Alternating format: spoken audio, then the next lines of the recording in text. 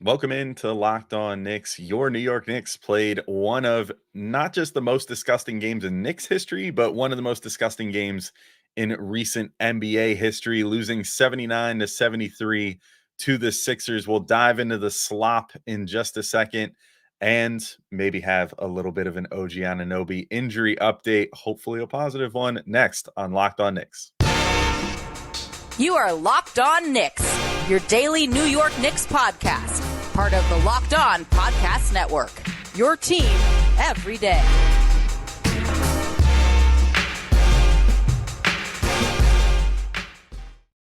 All right, welcome in to Locked On Knicks. This episode is brought to you by Nissan. Are you the kind of driver that likes to push things a little further? Ever wonder what adventure could be around the next corner? Take the Nissan Rogue, Nissan Pathfinder, or Nissan Armada and go find your next big adventure.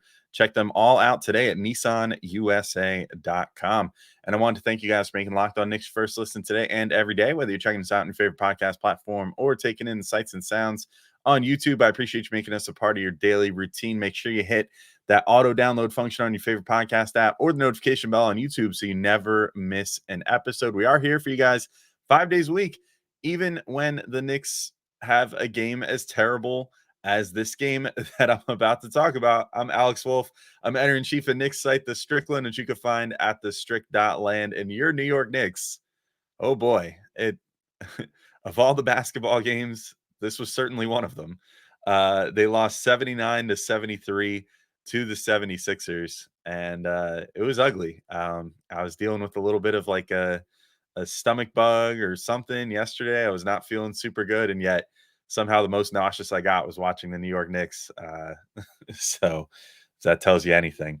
And you got to just kind of hope that this sort of game, like there's only so much to get into. You could tell just by the score that this was not their night, or anyone's night for that matter. Neither team scored 80 points. You kind of just got to hope that a game like this is the low point of the season and hopefully the low point of the next decade or so, because this was a horrible game. So Basketball Reference, of course, never misses an opportunity to let you know when something interesting has happened, and they highlighted on Twitter that last night's 79 to 73 win by Philadelphia is the first time since January 2016 where neither team in a game scored 80 points. So nearly a decade without two teams scoring 80 points in a game. And there's your Knicks are right there on that part of history again. Thought we were kind of past that point, but of the Knicks setting bad history like that. But I guess there's always a chance to come back and set a little bad history again. And I thought this was honestly just completely uninspired play on both ends by the Knicks. I didn't think the Sixers were exactly playing great on offense either, which is evident by the fact that they also only scored 79 points, and the Knicks just somehow couldn't hit 80 in this game to win this one. But yeah, the Sixers weren't playing all that great either. All you had to do was really, really just get like a reasonable amount of stops and just break through their defense a few times. But the first part, they did manage to get some stops. I thought they did okay on that end, all things considered. It just was disheartening, I'm sure, for them too, to get some of those stops and then have them be completely fruitless on the other end because the Knicks just could not hit a shot and could not crack what honestly was not a world beating, like crazy reinventing the wheel kind of defensive night from the Sixers. They like literally just played good man D. They helped for doubles when they deemed it necessary, usually on the Brunson. And the Knicks just came out and just kind of looked, I don't know, they looked not just a step slow, they looked about 2 steps slow, looked sort of disinterested. I don't know if they just thought because the Sixers were without Embiid and Maxey that they were just going to kind of lay down. Like the Sixers have certainly had their struggles with injuries lately as well. They're struggling on the court too, just like the Knicks have been with injuries and how they've been able to deal with them. But I don't know. I don't totally get how the Knicks lost this game, or how they came out being so unserious in this one, when really all they would have had to do is put in like 85% effort and they could have been okay. But I thought part of this game comes back to Tibbs too. I thought his late game rotation decisions uh, was not great. I mean, he kind of has had 2 games like this in the last week now. I had mentioned last week, during the Hawks game, like, why wasn't Precious Achiuwa in the game more late? And this game, I was kind of like, why is Precious Achiuwa in the game? I guess he's overcorrected a little bit. Like, I didn't think that the Knicks needed to go big in this game, and yet they did down the stretch. And Isaiah Hartenstein went out at one point. Looked like, I guess, he did something to his back. Like, initially there was speculation that he was just going back for a bathroom break because he didn't really require any assistance to go back to the locker room, and he had gotten subbed out and kind of just walked right back. And people were like, "Oh, it was probably just bathroom break." But then he was back there for a little bit, and then it was like, "Oh, he came out and he had like a heating pad on his back or whatever, and seemed like he was really trying to stretch out." So I don't know if he like got a back cramp or whatever the case may be, or spasm or something. But it just like, I don't know. It seemed like a weird time to just be like, all right, let's definitely get Hartenstein back in there. Let's get Precious back in this game. The Knicks were doing fine on the boards without them in there. Like, Josh Hart and Dante DiVincenzo had 19 combined rebounds in this game. So I don't really think that rebounding was the issue.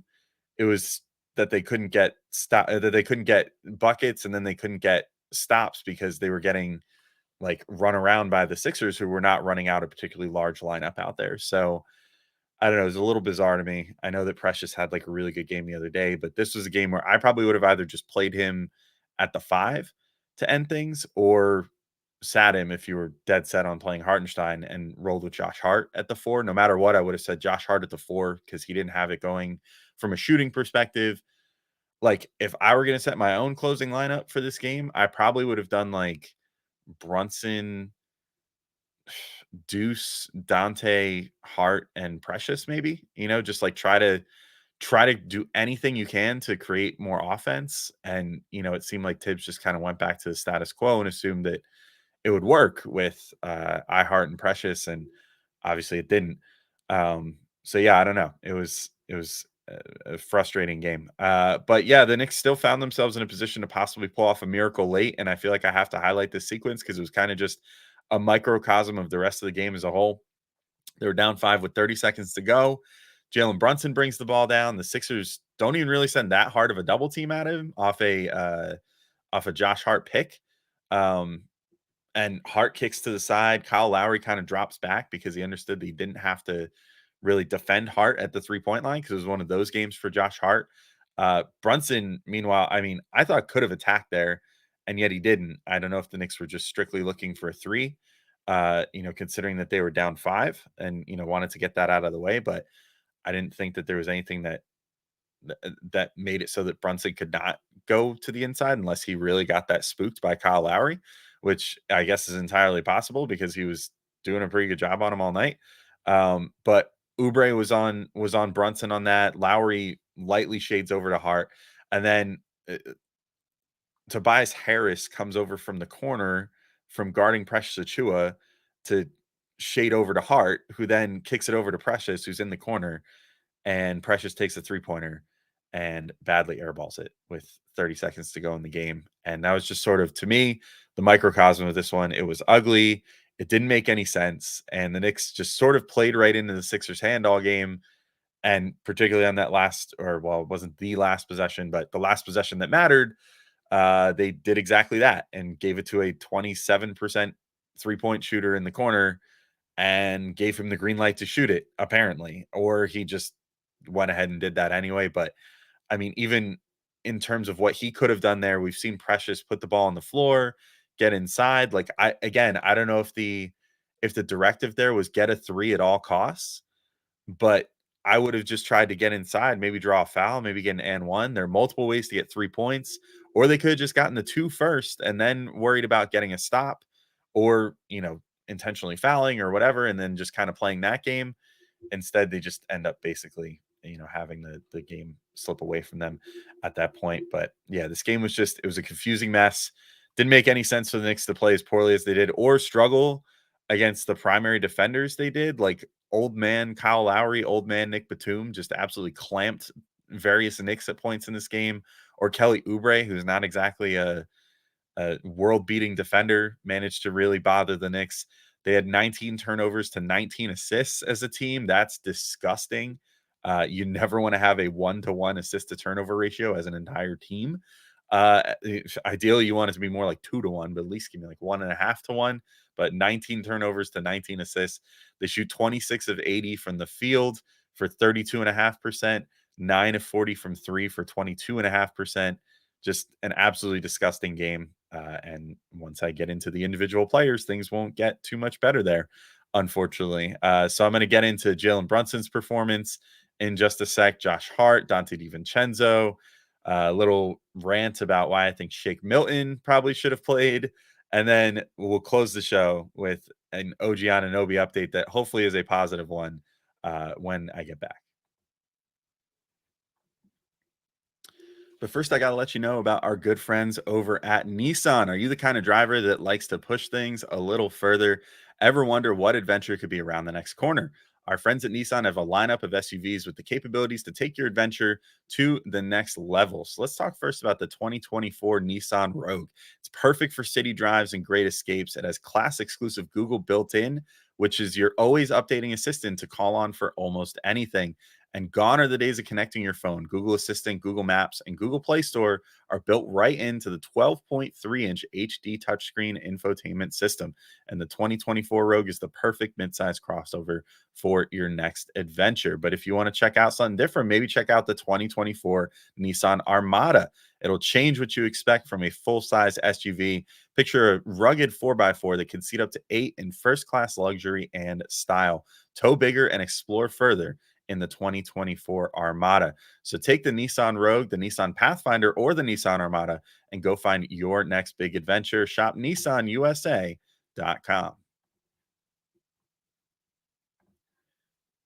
All right, and I'm back in to keep talking through this absolute crap game. And you know what? Let's throw it to Jalen Brunson real quick for the quote of the media scrum here. That I can't repeat verbatim because this is a family show. But Brunson said, "I played like dog ish. That's it." And couldn't agree more, Jalen. Couldn't agree more about you or anyone else. At least you were the one to say it. 19 points, 8 assists, 6 of 22 shooting, 1 of 9 from three for Brunson. Talk about falling back to earth after his great return the other day. Just couldn't get it going early, other than a small stretch where he made a few shots in a row in the second quarter. He just never really got things going. It was just a really disgusting game for him. The worst part was that he was getting some pretty good looks in early. Like I thought that he was getting some good looks from three, especially when he was working off the ball. Like he was kind of working his way around the perimeter, and then the swing sequences were finding him, and he had a number of open looks early in the game and just could not convert on any of them. And you wonder if some of those looks had gone down, maybe that helps his confidence the rest of the game, and then he's able to at least do enough to get this team over the finish line late. But it just seemed like it kind of zapped him early on, and then he seemed a little tentative to go for pull-up threes then throughout the rest of the game. And then, as I said, like for whatever reason, Kelly Oubre and Kyle Lowry were just able to put the absolute clamps on him. Like it felt like he was just discombobulated by them the whole game. I didn't totally get it because this is not he's shook much better defenders than those guys in his career and this year and even like a game ago. So I don't really understand what the whole thing was here, what the hesitancy was. Maybe he was just, I don't know, still working his way back in after that knee scare and whatever. And they were playing him pretty tight. So maybe he was just a little, reticent to get like hit on the knee or whatever again. I don't totally understand. But yeah, it was not the best showing for him. Honestly, like as far as Jalen Brunson games go, it felt more like tentative Josh Hart than aggressive Jalen Brunson. You know what I mean? Like he just seemed to kind of lose that it factor early on and just never get it back and never find his comfort again. But on top of the offensive struggles, I thought he seemed pretty aloof on defense all night too. And he was sort of the guy getting picked on a lot on defense. And you don't want to ever see that either. Like normally the best thing about Brunson on defense is just that he'll try as hard as anyone else on the floor. And that'll, keep things going and keep things looking respectable on his end there. And that just didn't really happen either. So that was unfortunate. Josh Hart, also really not a good game. 9 points, 11 rebounds, 2 assists, 2 steals, shot 4 of 13 overall, 1 of 7 from three. I just said that Jalen Brunson sort of looked like tentative Josh Hart a little bit, and Josh Hart looked like tentative Josh Hart. Just all around. I mean, I know that if you look at the box score, it shows he shot 7 3-point attempts, and you would be like, oh, well, he at least tried to be aggressive or whatever, but it just was not the case. It seemed like he was only shooting those threes if they were 100% wide open for him, and or if he was like late in the shot clock. Like one of them was Bogdanovich got like double teamed at one point and kicked it over to Hart sort of last second, and Hart had to like quick pump out and then take a step back three and whatever. But that was the closest thing to him taking something that felt in rhythm ish. Like most of it was just like seemed like he was aiming his shots, to take a page out of Clyde's book, that Clyde always says. It's like he was thinking too hard about it. He was aiming his shots too much. That's always the worst version of Josh Hart. I also just, I said it earlier, but I'll say it again. I don't think there's any reason he shouldn't have been playing more four in this game, just to create more motion in this offense and like just get things, make things interesting. You know what I mean? I just feel like the Sixers sort of knew what to expect from the Knicks, and they were, it came down to it like on that last major play where it was like, well, we know that they have two non-shooters out there, so if they want to plant one of them on the perimeter and press Achua, they can go to him all they want, and that's fine. And the Knicks wound up doing that late. I think that there would have been, I mean, granted, Josh Hart was kind of a non-shooter in this game too, and so was Brunson and even DiVincenzo to a degree. But I mean, he at least on paper, as a four-man out there, should at least garner some attention out there, and then could maybe have attacked off the dribble and then found actual shooters on the perimeter. I don't know. It's just I didn't fully understand how he was utilized and how the rotations were utilized in this game. And then yeah, the Sixers just they loaded up to contest inside for Josh Hart in this game after they realized that he just really didn't have it going from three. They were just throwing like courtesy contests at him, like just, oh, he's starting to shoot. Okay, I'll lunge towards him now a little bit just to pretend like I'm contesting this. But for the most part, they were playing, to just prevent the drive and whatever else. And they had that luxury because the Knicks just didn't have a great space lineup out there for a lot of this game. But I can't believe I didn't bring this up yet, but 6 of the Knicks' 19 turnovers were by Josh Hart, and 4 of them were in the first quarter. He definitely didn't do them any favors there. They were all pretty ugly. I mean, there was just like, you kind of had a mixed bag of every type of turnover you hate to see. There was like a travel at one point, I think. There was a stepped on the line, just on the sideline turnover, like just was out of bounds for no real good reason. There was jump pass turnovers where he just didn't seem to have a plan. There was a possession where he got 3 offensive rebounds by himself. I think his only 3 offensive rebounds for the game. Got 3 offensive rebounds by himself. And, to his credit, like that part is good. And he managed to set some people up early on in that. And yet then just throws this horrendous cross-court pass trying to find Bogdanovich that gets picked off by Nick Batum, and I think led to a Sixers bucket on that one. I mean, it was just, there was not a lot to be happy with Josh Hart in this game. Not a lot to be happy with any of the Knicks, to be fair, but definitely not for Josh Hart. And then Dante DiVincenzo had 15 points, 9 boards, 3 assists, 2 steals, 1 block, 6 of 17 shooting, 3 of 12 from 3. I will give Dante props. I thought that defensively, he was the one who was trying the hardest in this game, managed to force one good steal that led to a transition opportunity at one point for a nice dunk for him. That was sick. All in all, like an ugly game for him, just like everybody else. But I thought that he was just sort of more of a victim of everyone else's poor performance than his own necessarily. But he at least like gave a crap on defense, got into a little kerfuffle at one point where like, I don't know, it was kind of confusing. Like under the basket, he and Kelly Oubre got a little tied up.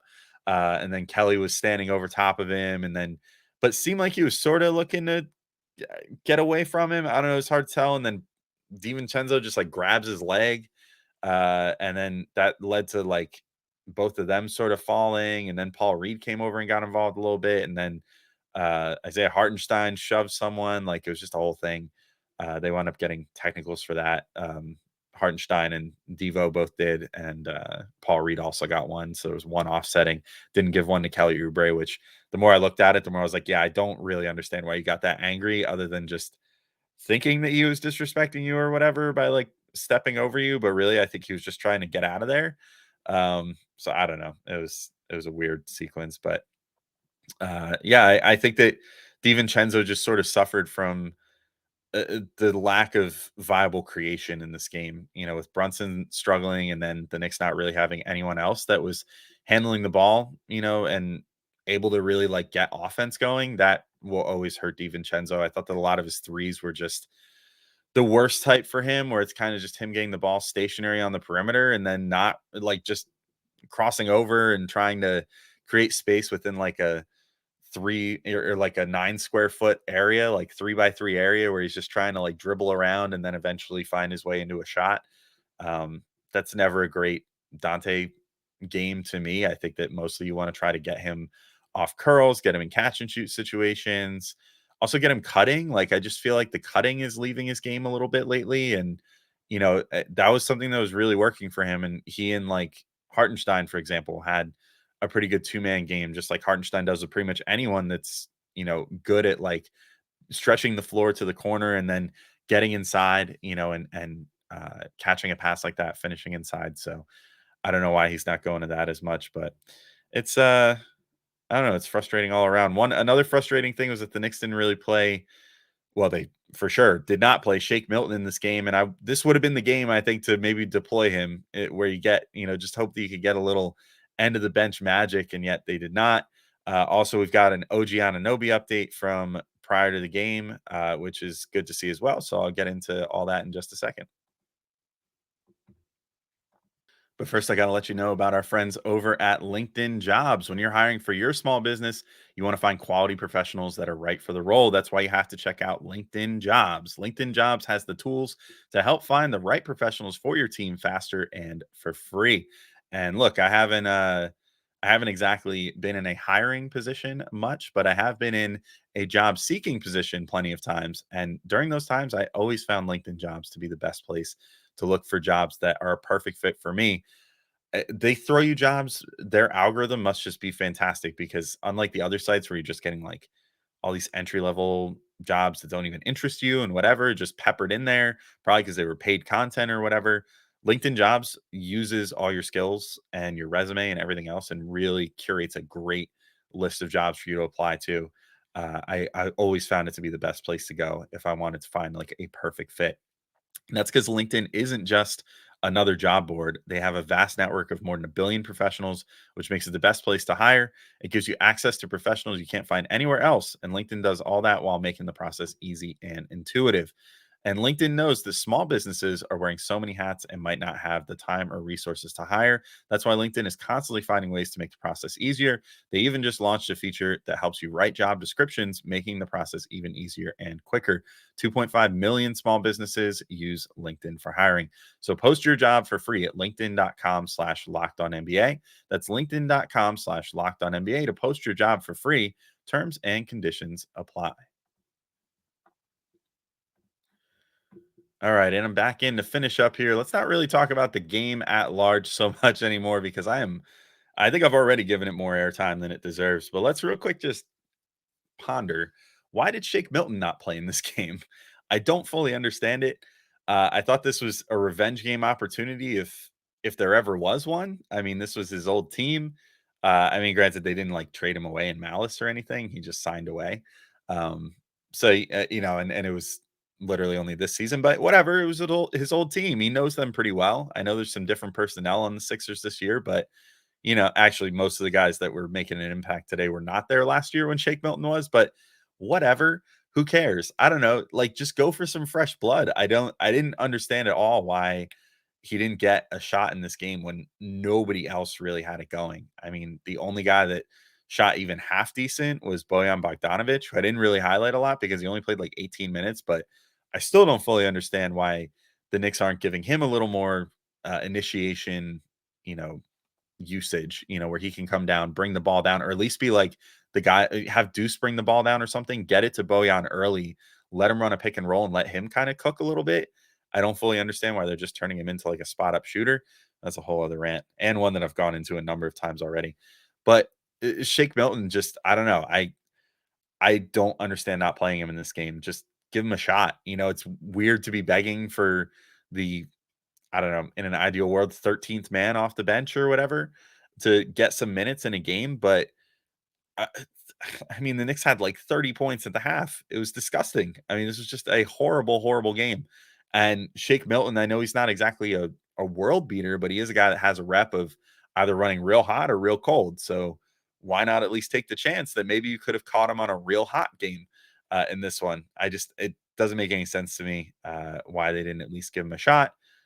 Now would have been the time, if ever, and the Knicks just didn't.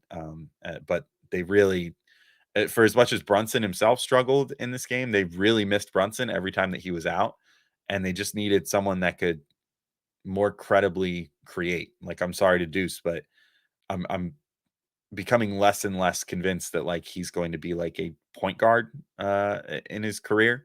I think that he's mostly going to be just sort of a like an uh, I guess like undersized off guard sort of that plays really good defense, can hit some threes, can do a little bit off the dribble, but cannot necessarily, initiate an entire offense and keep things running and all that stuff. I don't know, like maybe at his greatest point he turns into like Patrick Beverly or something where, he could be the point guard on the floor playing defense, but really you want to have like a wing or someone else that can handle the ball outside of him to, make sure that he's not the one, handling that whole burden. But I don't know. It's either way, Shake Milton, I wish he would have gotten some playing time.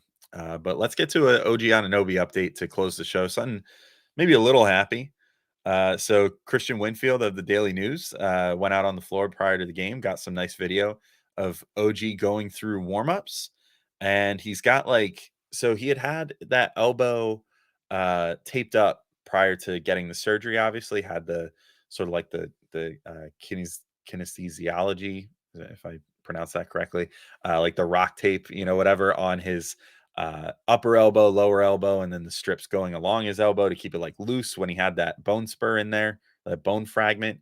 And then now looks like he still has the same setup as far as the tape, but has like a little pad on the back of it too. I don't know if that's just to protect the fresh scar tissue there or whatever, or the wound, just to make sure that he doesn't get scratched there or something. But I don't know exactly, what the thought is there, but he looked good. I mean, Winfield said that he didn't miss any threes that he took while he was out there practicing. So clearly the range of motion feels good to him.